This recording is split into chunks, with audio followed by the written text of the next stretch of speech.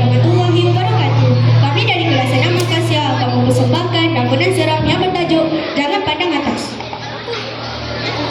Sebelum kita mula, jom kenalkan semua watak dulu. Nama saya Safia. Hai, nama aku siapa? Nama saya Anissa. Hai, nama saya Amni. Hai, nama saya Nisa. Nama saya Fazana.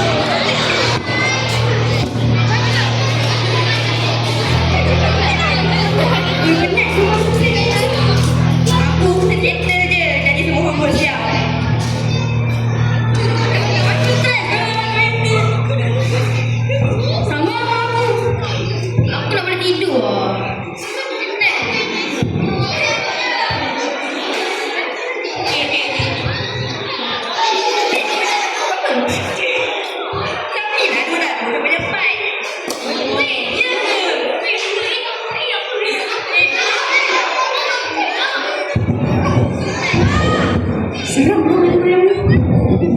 Korang dengar tu macam ada penyaran sedek kaki ke atas. Asal lah kita ni tinggal pada atas kot. Dan tak ada orang yang nak pergi kita tak. Dia betul. Macam mana suara tu boleh dari atas kalau kita duduk yang dari atas? Takutlah. Alah ni dia orang ni.